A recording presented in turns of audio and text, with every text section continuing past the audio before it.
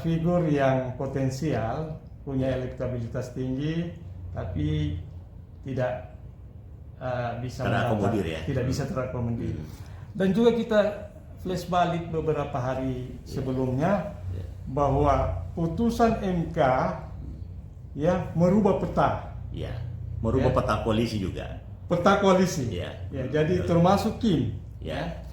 Jadi juga yang jelas putusan itu ya memutilasi Ya. undang-undang, aturan ya. Memberi peluang menurunkan batas, ambang batas. Iya. Kecuali umur tidak. Iya. Jadi dari 20 menjadi 10 antara 6,5 sampai 10 ya, tergantung DPT. DPT-nya ya. Semakin besar jumlah yang saat di DPT, Iya. semakin kecil turun ya. Jadi itu di provinsi, kemudian juga di kabupaten dari 250.000 sampai 1 juta lebih ya. Kalau di provinsi dari 2 juta sampai 12 juta lebih 12 ya. juta lebih, semakin besar semakin itu kecil. range-nya anunya. Ya. Ini bagus sekali, menarik, Prof. Kenapa? Karena tadinya ya kita ambil contoh Iya. skala lokal. Iya. Ya. Pasangan Rusdi Mastur, Bung Rusdi dengan Maijen Purnawirawan Agusto. Iya. Ya. Itu kan tadinya peluangnya kecil ketika masih pakai undang-undang lama karena Artinya dibatasi kan, dengan perolehan kursi kan. perolehan kursi ya. Iya. Partai yang mencalonkan misalnya tinggal PDIP yang punya kursi cuma 7 ya. Kan di level provinsi ini gubernur itu ya karena itu kan dilihat dari jumlah anggota dewan ya. Yang pulang kemarin ya 55 anggota dewan. Maka kalau saya tidak salah itu persyaratannya minimal 11 kursi ya. 55. Ya di level kabupaten kota kan bervariasi juga. Bervariasi. Ya ada 7 ya, ada 6 ya persyaratannya maksud saya kan. Mungkin Parimo terbesar Mungkin populasinya besar. Karena kan DPT. tergantung tidak maksud saya yang sebelumnya sebelumnya kan kita menghitung seat yang dulu kan. Seat yang dulu, kursi yang dulu. Nah, sekarang kan tidak lagi kan? Tidak. Nah, itu kan suara sah di DPT. Suara sah di DPT. Itu kan menurut saya hal yang memang menarik dan di awal tadi saya katakan justru putusan MK ini kan membuka ruang yang seluas-luasnya bagi figur-figur misalnya yang memang potensial untuk diusung oleh partai kan. Nah, karena tidak ada lagi persyaratan kursi seperti yang lalu itu tapi dilihat dari jumlah DPT-nya itu dengan range persentase yang sudah diatur itu kan itu. Tapi dampaknya apakah goyang koalisi Indonesia Maju Plus? Betul, sekarang terbukti ya misalnya dulu di Airin itu Ibu Airin Gubernur Banten itu karena ada kecenderungan Golkar tidak mengusung dia di awalnya ya, maka cepat-cepat PDIP itu mengusung Ibu Airin itu. Nah, tetapi dalam perjalanannya juga ketika juga ketua DPP Golkar melalui proses pergantian, maka kembali dia usung lagi si Ibu Airin dalam satu hari. Ya, itu yang seperti Pak Muta tadi katakan bahwa ya peta koalisi mengalami perubahan. Nah, sangat disayangkan juga ada figur-figur menurut saya terutama untuk DKI itu yang semua lembaga-lembaga survei mengatakan bahwa hasil-hasil surveinya cukup paling tinggi atau tingkat elektoralnya cukup tinggi. Katakanlah Pak Anies misalnya. Nah, tetapi kan realitasnya juga ya tidak ada partai yang mengusung sama sekali kan itu. Nah, itu juga hal yang ironi ya. Padahal menurut saya seharusnya partai-partai itu ya salah satu yang harus menjadi preferensi itu atau pertimbangan dalam mengusung seseorang itu ya hasil-hasil survei ya. Ya kalau ketika hasil surveinya bagus, kenapa kamu tidak usung mereka kan ya? Ya meskipun juga ya tentu ada pertimbangan-pertimbangan lain kan ya. Tapi kan dalam proses-proses pilkada ujungnya kan tentu kita mau menang toh itu. Tapi kalau orang yang tidak punya elektabilitas semua dipaksakan didorong tetapi hanya untuk kepentingan atau untuk mengganjal yang lain kan, wah itu kan tidak elok dalam proses berdemokrasi. Jadi kebijakan partai yang mencerahkan masyarakat, mendidik dengan percaya pada mengandalkan elektabilitas survei ya. Jadi menggunakan quantitative approach, pendekatan kuantitatif sebagai evidence base bahwa tidak hanya mengatakan bahwa si Anies terbaik Iya. atau Kamil Iya. ya terbaik. Tapi apa Iya. evidence base-nya, apa buktinya? Apa buktinya? Apa parameter yang Karena dijadikan dasar kan? Jadikan dasar bukannya terbaik dengan ini. Ada indikator. Ada indikator. Melalui survei. Iya. Artinya itu salah satunya Pak Mutarema, bahwa minimal tadi itu hasil survei yang bisa dijadikan pijakan dalam konteks mengusung misalnya seseorang dalam pilkada kan, minimal itu satu kan ya. Ya, Nah, ini tapi kan tidak ada, seperti tadi di awal saya sampaikan, bahwa semua rata-rata lembaga survei mengatakan bahwa untuk di DKI ini yang memang yang memiliki figur yang memiliki tingkat elektoral yang terbaik, yang tertinggi adalah Anies. Kemudian kedua Ahok, ketiga Kamil. Iya. Ridwan Kamil. Ridwan Kamil. Ya. Tapi kemudian ini kan kompetisi, kontestasi dan kompetisi demokrasi. Karena bukan seperti di negara monarki absolut kan, mengikuti crown prince line bloodline. Kalau saya lihat tentu kalau kompetisi, kontestasi, ada rivalitas. Apakah dari etika politik? Misalnya, saya tidak menuduh, tapi misalnya ada indikasi menjegal rival, saingan. Apakah diterima, acceptable dalam demokrasi itu? Kalau bagaimana dengan kebijakan publik? Kebijakan publik. Sebenarnya dalam strategi politik itu juga dibenarkan ya. Tapi dalam konteks fatsun politik, fatsun politik maksudnya, etika politik itu kan ya kurang-kurang elok menurut saya, karena kan ada kecenderungan ya ditutup ruang orang untuk artinya kita mengkerdilkan seseorang supaya kita tidak ada lagi yang bisa dilawan di sana kan itu. Sama kan pola-polanya mereka ini yang beberapa daerah itu yang fenomena yang memborong partai kan. Ya meskipun itu sebuah strategi juga, tapi kan tidak elok namanya kalau seperti itu. Itu fatsun politik. Fatsun politik yang tidak bagus. Etika Dan Robert Dahl kalau saya tidak salah itu penganut demokrasi modern menjelaskan bahwa dalam sebuah kontestasi itu ya bukan hanya ruang-ruang kedaulatan diberikan kepada publik atau masyarakat lebih luas, tapi ya tingkat partisipasi publik termasuk figur dalam berkontestasi itu harus dibuka selebar-lebarnya, seluas-luasnya itu. Jadi rivalitas Ya. Tapi secara fair. Iya, rivalitas, silahkan lakukan rivalitas tapi fair kan. Lalu beberapa fenomena yang kita lihat fenomena kota kosong, mungkin implikasi dari putusan atau perundang-undangan yang dibuat. Kemudian juga ada rivalitas tadi. Kemudian ada fenomena borong partai yang mereka secara sinis katakan kartel, atau politik borjuis. Betul. Bagaimana menurut? Iya. Jadi memang faktanya menurut saya ya ini yang dikembangkan sekarang politik kartel itu. Dia dikembangkan oleh para oligarki itu ya. Di dunia bisnis kan dulu awalnya sebenarnya muncul istilah kartel itu ya. Artinya ada kolaborasi atau katakanlah persekutuan antara beberapa oligarki bisnis awalnya kalau bisnis dalam konteks bisnis ya untuk memaksakan sebuah produk yang memang tidak disukai oleh masyarakat. Hampir sama ini kan, hampir sama dalam konteks politik itu.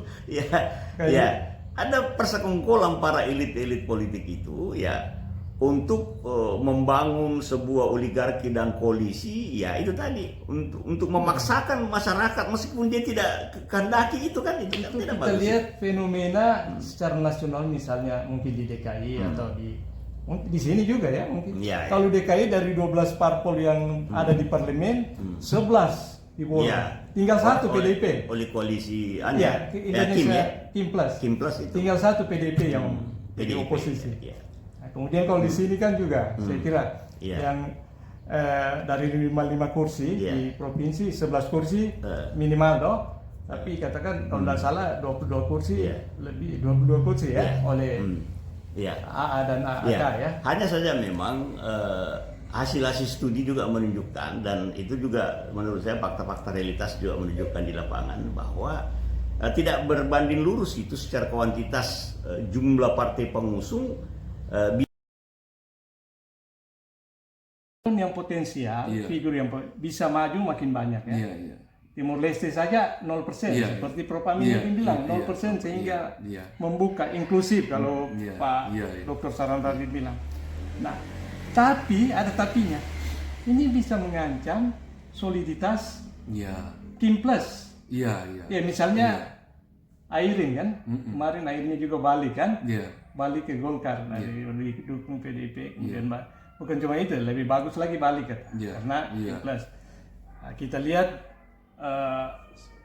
kalau kita meneropong secara nasional, ya di Jawa Timur ada Risma dengan Hopipa, kemudian Airin, jadi ada kemudian di Jawa Tengah Perang Bintang, beberapa purnawirawan, jenderal, polisi dan maju. Ini menarik sekali. Bagaimana peran partai di sini dalam hal di koalisi sini Indonesia Maju dan dengan mengantisipasi putusan MK. Jadi di sinilah ini Pak Motar kelihatan diuji nih koalisi. Apakah koalisi ini koalisi Indonesia Maju bahkan ditambah dengan atau plus? Ada plus. Iya, plus PKS kan ya. Iya, karena PKS, PKB ya. Apakah benar-benar mereka solid? Di Ya, sini ini diuji ya, nih. soliditasnya. Ya, soliditasnya diuji nih. Dan nanti kalau ada partai yang pergi meninggalkan koalisi akan berkonsekuensi. Ya. Ada berita terbaru, saya ikuti terus sebagai pegiat literasi digital, citizen journalisme. Belum lama ini banyak pemberitaan PKB akan pergi juga dan akan menggandeng Anies. Ya. Hari ini ujiannya. Nah, ini dampak dari putusan MK yang membuka peluang lebih longgar dan mengancam soliditas. Nah, ini bagaimana? Ya, itu yang saya maksud, itu diuji koalisi ini. Apakah koalisi ini benar-benar solid? Kalau ada yang pergi, ya misalnya PKS dan PKB PKS tidak pergi, tapi tim ahlinya kalau tidak salah yang meninggalkan sejumlah 28 pakar Dewan Pakar meninggalkan PKS. PKS belum ada kabar, tapi PKB yang santer ini. Santer. Kalau dia pergi, ya itu ya menjadi ujian soliditas koalisi. Apakah benar-benar mereka pergi? Ini diuji nih. Karena walaupun dikatakan bahwa partai itu merdeka untuk menentukan calonnya, tetapi saya kira di bawah tangan gitu akan ada konsekuensinya. Nanti akan kita lihat. Agenda atau misi dari Kim apa kira-kira? Misi dari Kim ini kalau kita lihat, saya kira bisa diwakili oleh pidato-pidato Pak Prabowo beberapa akhir-akhir ini. Pak Prabowo itu sangat mendambakan persatuan, sangat mendambakan kebersamaan. Kemarin menurut beliau di pidato-pidatonya itu kita berbeda pilihan dan seterusnya. Tapi hari ini alangkah baiknya kalau kita bersama, karena negeri kita ini negeri yang besar. Tidak bisa kita kerjakan sendiri. Kita harus bersama-sama mencapai Indonesia Maju, Indonesia Emas di 2045. Harapan-harapan yang kita lihat dari pidato-pidato Pak Jokowi juga kurang lebih sama seperti itu.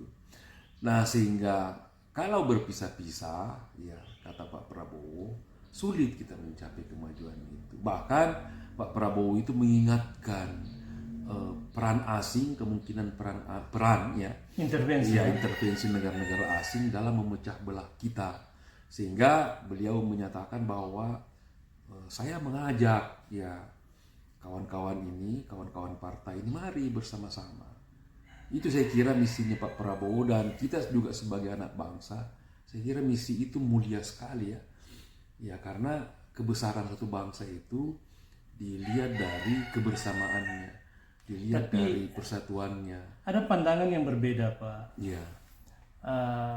Saya ikuti dari pagi dan tadi malam, sejumlah analis politik berpendapat itu suatu yang semacam anomali ya, tidak biasa kalau di luar kita lihat di negara demokrasi. Partai itu digiring untuk partai itu harus bebas membuat keputusan dan apa namanya rencana dan lain sebagainya, sehingga tidak harus digiring dalam satu. Bagaimana menurut pandangan Pak? Saya kira tidak ada istilah digiring, karena di sini tetap dalam konteks kemerdekaan partai dalam dua tanda petik ya, untuk menentukan masa depan masing-masing partai.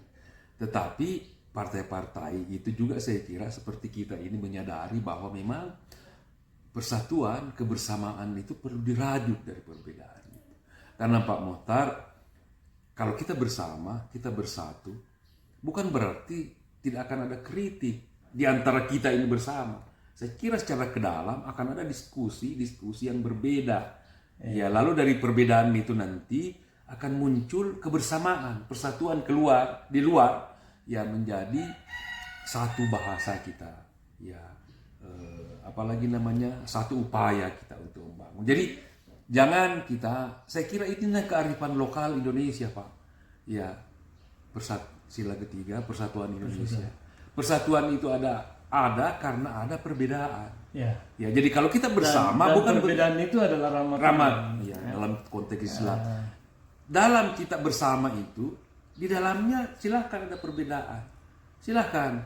Di situ ada diskusi, di situ ada debat mungkin dan seterusnya. Tapi dari diskusi, dari debat itu melahirkan sintesa kan? Ya, melahirkan pikiran-pikiran baru yang mewakili kebersamaan itu. Nah, ini yang kita tidak kurang melihat di akhir-akhir ini, paling tidak 10 tahun terakhir ini perasaan saya. Orang itu berteriak yang penting berbeda. Ya, tapi tidak ada upaya menyatukan hal-hal yang bagus itu bahkan dinafikan. Baru kali ini kita lihat banyak orang berbicara, doa-doa berbicara, misalnya Pak Jokowi, Pak Prabowo retak. Dibantah Pak, retak di mana? Mestinya doanya ini, sebentar dulu Pak. Mestinya doanya kita ini anak bangsa ini, ya Allah, mari kami mohon pemimpin kita itu akur, pemimpin kita itu solid untuk kita membangun bangsa ini ke depan. Lalu bukan menginginkan keretakan. Ini kan aneh ini saya kira kita sebagai bangsa. Contoh yang lain, ada yang selalu ngomong itu hampir tiap hari, mudah-mudahan IKN mangkrak. Loh, kok bisa begitu ngomongannya? Mestinya ngomongannya berdoa kepada ya Allah, kuatkanlah pemimpin kami membangun IKN sehingga kami memiliki ibu kota negara yang betul-betul representatif. Tapi doanya jelek, mudah-mudahan mangkrak. Ini pikiran apa ini? Banyak contoh-contoh yang lain. Betapa kita ini lupa diri kadang-kadang ini. Karena tidak suka ya sama seseorang atau kelompok orang. Lalu perilaku sehari-harinya itu ya tidak kalau dia mantan pejabat tidak memperlihatkan dia sebagai negarawan. Ini yang memprihatinkan. Dan ini disinyalir boleh jadi yang seperti ini adalah upaya dari asing untuk memecah belah kita Pak Mohtar. Nah menurut hemat saya, mari kembali ke Pancasila Pak Mohtar ya. Ya, Pancasila, nilai dasar kita, nilai-nilai kelokalan kita ada di situ. Ya, sehingga demokrasi liberal ini kita terjemahkan ke nilai-nilai lokal, kearifan lokal.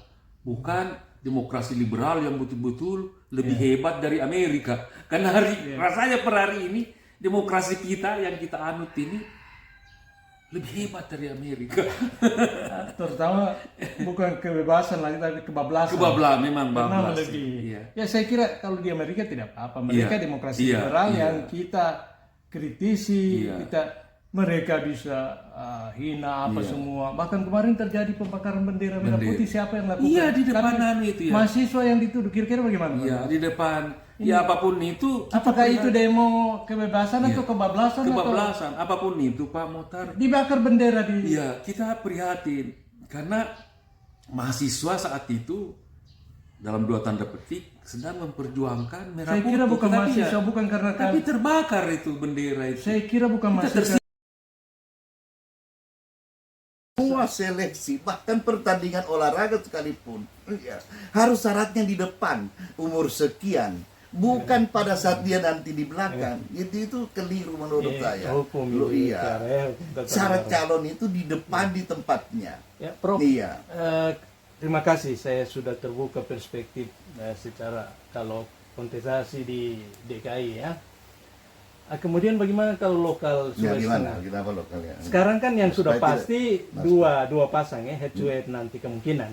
Apa ada peluang besok untuk Bung Cudi dan Maijen Purnawirawan kalau itu Agustus? saya tidak tahu. Iya, tapi bukan kalau itu Karena juga- saya tidak- ikuti di grup WA teman-teman. kalau kita ikut Katanya berita mereka- sepertinya PDIP sudah memberikan boarding pass kepada calon tertentu di Sulawesi Tengah. Kalau tidak salah di semua di semua media di YouTube itu. Iya. Iya. Oh, Iya. tapi Nah, kalau tidak- itu memenuhi syarat. tadi sudah diumumkan, saya ikuti. Apa diumumkan? PDP sudah umumkan semua calon-calonnya. Sudah iya. Sebelumnya sudah berapa hari sebelumnya, termasuk Iya di kan Sulawesi dia, Tengah. itu.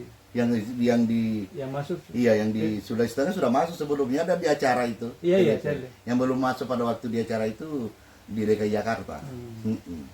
Jadi ini fenomenanya menarik, Prof. Karena kali ini kalau seandainya head to head jadi kan, dan peluangnya besar untuk head to head. Ini baru pertama kali mungkin ya Head to kandidat yang satu kampung bahkan satu desa kenapa ya? dari luar Sulawesi Ya, ini Tengah. soal politik ini ya. Ya, mau masuk Pak Iya, Irwan nanti. Saya cuma mau masuk hukum tata Iya. negaranya ya. Tapi tidak ada yang membatasi untuk mereka, kan semua punya hak konstitusi kan. Sepanjang terpenuhi syarat tadi yang itu tadi kan sudah turun. Iya, sudah turun yang di putusan MK nomor 60 ini. Maka partai tertentu yang tadinya tidak bisa mencalonkan, Iya. sudah bisa mencalonkan. Sudah Kita ambil bisa contoh. mencalonkan, tapi Sudah bisa gabungan. mencalon- Tidak harus kalau dia memenuhi syarat tadi di Oh. iya. Tapi kan saya lihat ini partai yang tidak masuk ke parlemen, tidak mencapai ambang batas. Sudah bisa, ini kan Tapi putusan yang kecil sekali jumlah presentasi. iya kalau itu kecuali dia bergabung. Gabungan juga Iya. barangkali Tapi ada 15. partai tertentu yang diuntung. Jadi sebenarnya putusan MK itu sebenarnya mengubah konstelasi politik ya Iya. di beberapa daerah. Iya. Itu kan Ada presentasi. di daerah-daerah yang tidak bisa lolos dia mencalonkan Iya. partai itu karena sudah diborong, maka putusan MK ini dia memenuhi syarat dari persentase yang ditetapkan. Iya, dari- Maka dia diselamatkan. Menurut ini bagus. Iya. Semakin banyak peserta Lalu yang iya, saya ikut, semakin ikuti tadi, bagus. Prof, Iya. gabungan berapa parpol non-seat, non-parlemen yang bergabung bisa, kan makin banyak suara terpilih yang sah, makin kecilannya, ya. Apa namanya batasnya 6,5 kan.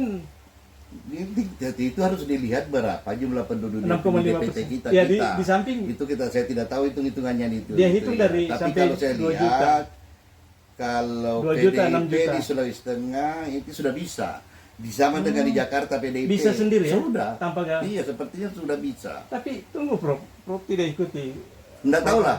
Tapi Tapi saya ini diperuntukkan non parlemen. saya tidak tahu kalau untuk partai non parlemen. apa? Ini bukan Kalau- untuk partai parlemen.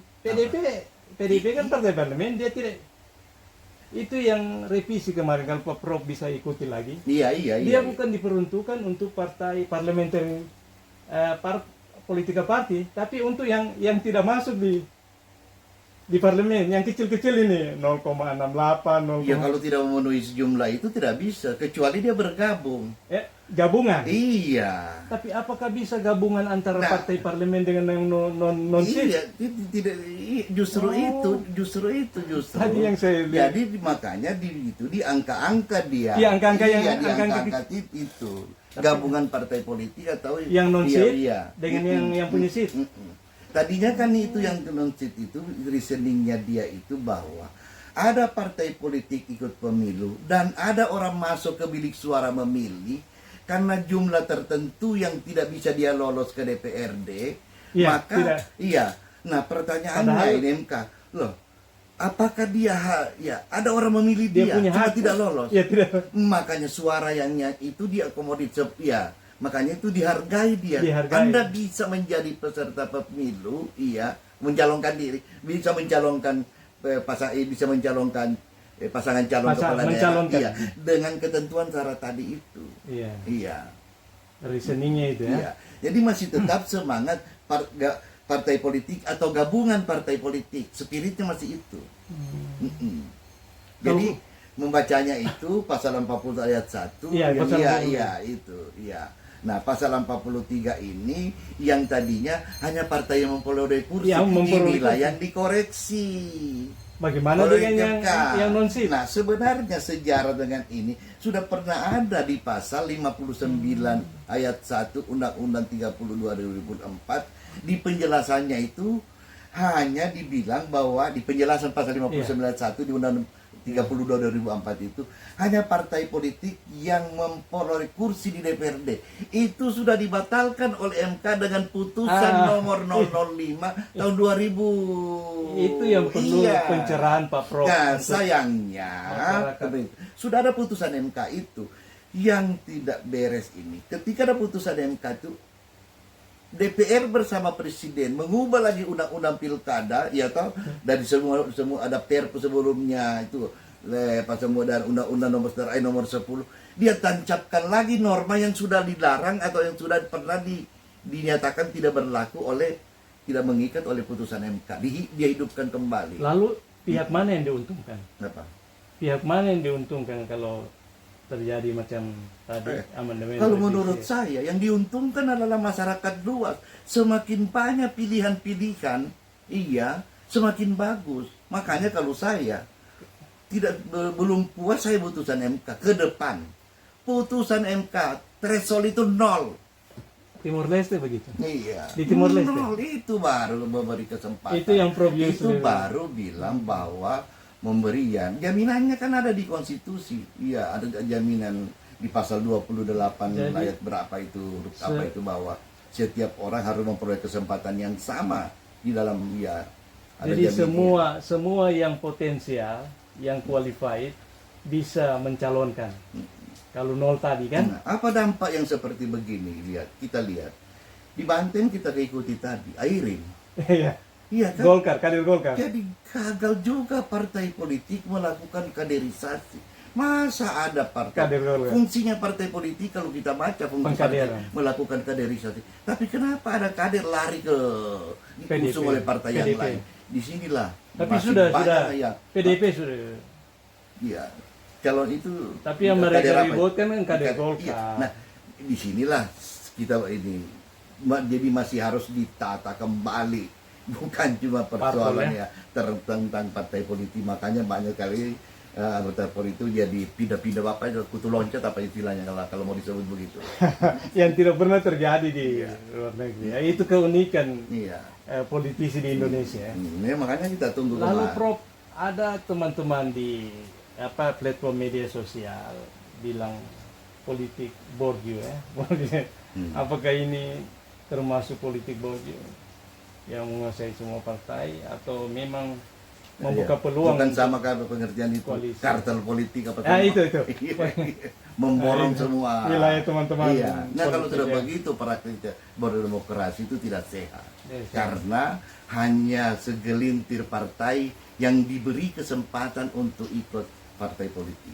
Kalau yang dari untuk ikut perspektif- sebagai peserta pemilu pilkada. Kalau dari perspektif hukum tata negara bagaimana Pak Prof punya pandangan tentang adanya koalisi yang besar begitu? Adalah sebagai solusi terhadap mitigasi adanya pemborongan partai politik. Ya, saya tertarik. Ya, Saya ikuti perkembangan sebagai pegiat sosial, media sosial dan literasi digital. Saya ikuti perkembangan, harus menulis. Ada dua putusan MA dan putusan MK.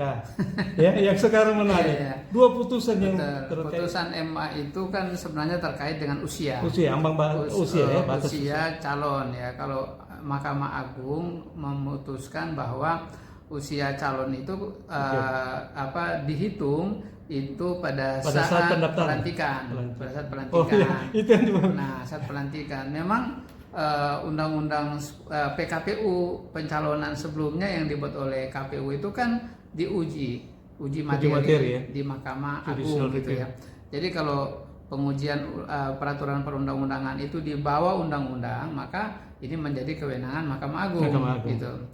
Nah, itu kemudian di saat ada warga masyarakat yang mengajukan ke Mahkamah Konstitusi terhadap Undang-Undang 10 tahun 2016 bertentangan dengan Undang-Undang Dasar, itu di Mahkamah Konstitusi. Nah, Mahkamah Konstitusi memutuskan dengan putusan nomor 70 itu tentang usia, disebutkan bahwa batas 30 tahun dan 25 tahun untuk bupati, 30 tahun untuk gubernur itu adalah pada saat ditetapkan sebagai pasangan calon. Kan berbeda. Bukan pada saat pelantikan. Pada saat pelantikan. Tapi bukan. Dari putusan MK? Dari putusan MK ditetapkan batasnya adalah pada saat penetapan pasangan calon. Bukan pelantikan ya? Bukan pelantikan. Nah, itu kan yang berbeda. Maka itu sudah benar KPU saat ini membuat, jadi dia menyepelekan putusan Mahkamah Agung, tetapi dia mengambil putusan Mahkamah Konstitusi ke-70. Jadi di batas usia itu diatur, itu adalah pembatasannya pada saat penetapan pasangan calon. Jadi pada orang ketika dia mendaftar, usianya dihitung menjadi calon gubernur itu pada saat penetapan pasangan calon. Itu umurnya 30 tahun untuk gubernur dan pada saat penetapan pasangan calon di tanggal 27 September nanti. Itu kalau diukur. Nah, kalau Mahkamah Agung kan tidak itu. Pada saat dia pelantikan serentak. Meskipun sekarang Kepres sudah ada kan? Penetapan Kepres untuk pelantikan serentak nasional itu kan di bulan Februari. Itu sudah dibuatkan oleh Presiden itu ya. Itu yang jadi polemik dua putusan MK dan MA. Saya kira sudah benar kalau orang mempertentangkan ya. MA ini kan dia menguji hierarkisitas. Karena dalam statusnya hierarkisitas satu peraturan perundang-undangan. Tapi MK menguji konstitusionalitas itu. Itu kan yang berbeda. Yang paling tinggi Mahkamah Konstitusi. Karena dia menguji satu undang-undang yang bertentangan dengan Undang-Undang Dasar 1945. Putusan MK ini terkait turunnya ambang batas apa namanya? Persentase suara. Iya, parliamentary threshold ya, dari 20% untuk kursi dan 25 menjadi 10% paling. Ini menarik ini.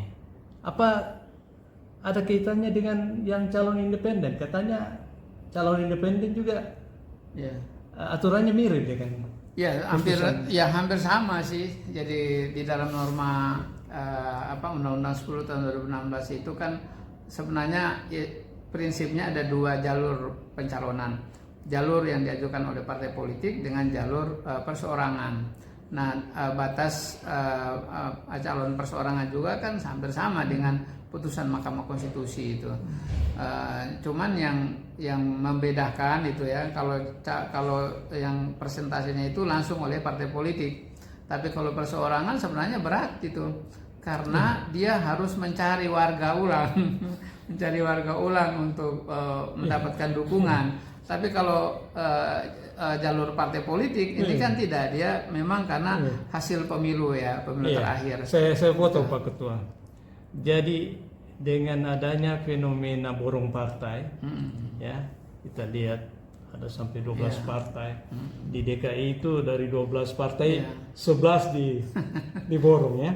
Kemudian Kim Plus, Kim Plus. Kemudian di sini juga ya.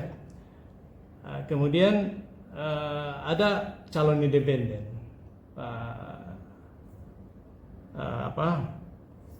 Pak Dharma ya, siapa? Bang Rikun, dia calon independen DKI. Jadi kemungkinan akan melahirkan calon independen atau pasangan tunggal dan berpotensi melawan kota kosong. Bagaimana menurut Pak Ketua? Ya, memang sebenarnya kalau kita lihat putusan Mahkamah Konstitusi ini dengan diundangkannya peraturan KPU nomor 10 tahun 2024 ini sebenarnya membenahi sistem demokrasi kita dengan menghilangkan kota kosong tadi, gitu kan? Karena ya saat ini sebenarnya kalau dalam konteks demokrasi ya sudah tidak relevan lagi ya. tidak relevan lagi kita berbicara soal kota kosong, karena semua orang memiliki peluang yang sama untuk mencalonkan diri, kecuali ya kalau kita sebut misalnya ada oligarki ya, oligarki politik yang menentukan politiknya hanya beberapa orang saja dimonopoli gitu. Nah ini yang saya kira menjadi problem kita. Tapi dengan adanya putusan MK ini kan ya banyak daerah sebenarnya sudah menghilangkan adanya calon tunggal itu ya. Dan calon tunggal sebenarnya menurut saya bukan prinsip demokrasi kita. Saya sering ketika di KPU juga kita mendorong bagaimana inklusivitas demokrasi itu tumbuh dan berkembang. Inklusif berarti bisa terbuka untuk semua. Jadi kalau Prof. Aminuddin, pakar hukum tata negara katakan, ya kalau bisa 0%. Timur Leste juga 0% untuk Pilpres dan ya untuk sehingga semua potensi inklusif tadi semua bisa terbuka untuk bisa dicalonkan ya. Kemudian yang tadi fenomena borong partai bagaimana menurut? Ya sebenarnya dengan putusan MK itu kan menghabiskan terhadap praktik borong partai politik. Itu putusan MK? Itu putusan MK. Karena sebenarnya kalau kita lihat pertimbangan putusan dari Mahkamah Konstitusi itu ya salah satunya tadi itu menurunkan ambang batas karena memang ada orang yang ingin menjadi calon itu kemudian dia tidak bisa, padahal dia potensial. Dia punya potensial, dia tidak bisa mencalonkan diri karena tidak punya partai politik. Lalu begini, saya barangkali Pak Ketua juga ikut perkembangan ya. Tadi gabungan partai ya. Jadi ada yang bisa mencalonkan sendiri ya, partai tanpa berkoalisi tanpa gabungan. Ada yang harus gabung ya. Ini saya mau minta klarifikasi keterangan lebih detail terkait dengan partai non parlemen ya non seat. Apa mereka gabung dengan partai parlemen atau mereka berkoalisi dengan non parlemen? Tapi saya lihat kalau mereka berkoalisi barangkali 15 atau 20 partai karena presentasi suara yang sama mereka cuma 0, misalnya partai buruh 0,68, partai pokoknya Gelora tidak cukup sampai saat. Bagaimana bisa mencapai 10 atau 8,5% atau 7 atau 6,5%? Maka itu kemarin pasal putusan MK ini mencoba untuk dihadang oleh DPR gitu kan, oleh DPR bahwa hitungan itu hanya yang memiliki kursi di DPR itu kan. Parlementer. Ya itu yang bertolak belakang dengan putusan Mahkamah Konstitusi. Taruhlah misalnya PDIP 14 kursi di. Tapi dengan sekarang bisa saja kan, karena begini, misalnya di Sulawesi Tengah kan kalau kita lihat penduduk kita itu kan masuk kategori 2 juta sampai dengan 6 juta. 6 juta. Berarti 10%. 10 untuk provinsi. 8,5% kan untuk provinsi gubernur. Nah, untuk 500 ya. 500. Jadi kalau dia hitungannya dengan suara sah pemilu kan KPU sudah buatkan surat keputusannya itu ya. Kalau saya nggak salah itu dari 1,7 juta untuk kabupaten kota. Untuk provinsi. Untuk 2 juta. Jadi suara sah. Suara sahnya kan 1,700,000 ya. Nah, begitu dibagi 8,5%. Ya, 8,5. Dia kan hanya 140